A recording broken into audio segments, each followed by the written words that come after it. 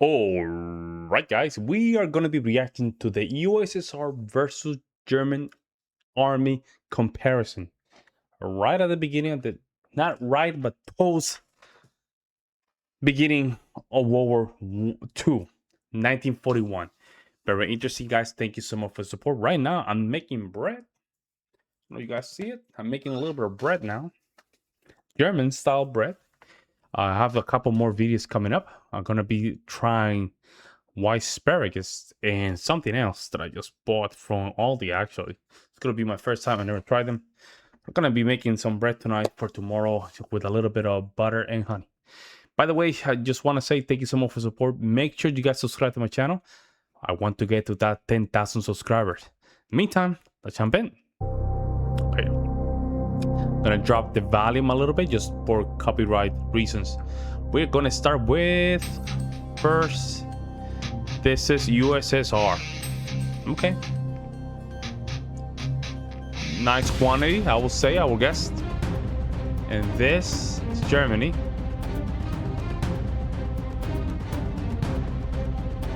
Okay, almost very similar size, I will say. Yeah, USSR has a little bit more. Let's go with submarines. Okay. Submarines, 212. And Germans, okay.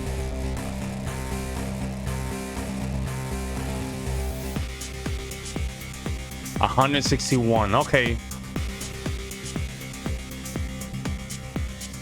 What's this?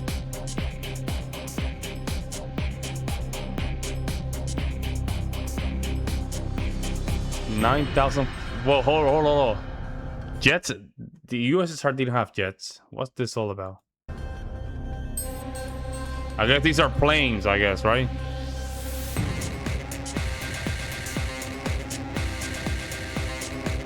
Whoa. Yeah, it's not even close. The aircraft, not even close. Oh, yeah. Now, of course, I think some of you guys mentioned that one of the weakest area of the German army was the aircraft, the how they call this? Not the aircraft, air offensive. They were very bad when it comes down to air offensive. They didn't have that structural air defense well established, so they were getting bombarded. They were getting, I mean, they were not well prepared in that area. I might be wrong here, but just let me know. These are, my god, 11,000. Golly, bro. We already know how much Germany has. Yeah, that's,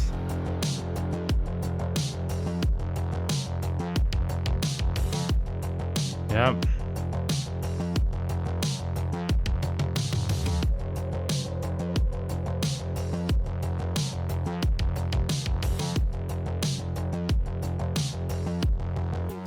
Yeah, 14,700. That's a lot, man.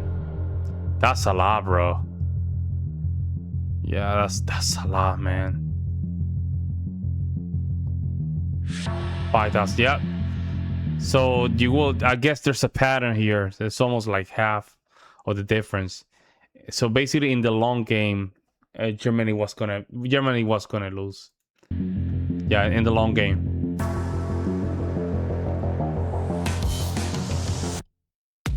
Okay, these are artillery, right?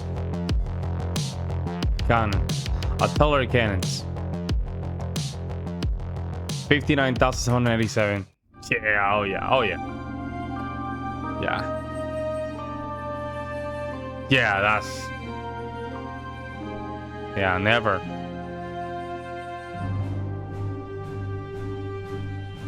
I mean, yeah, it's almost half. I mean, almost half. Like I said, that's the pattern. Let's see soldiers. Yeah, this is, wow, this is probably gonna be like what, 20 million? 5 million. 5.6. Let's see Germany.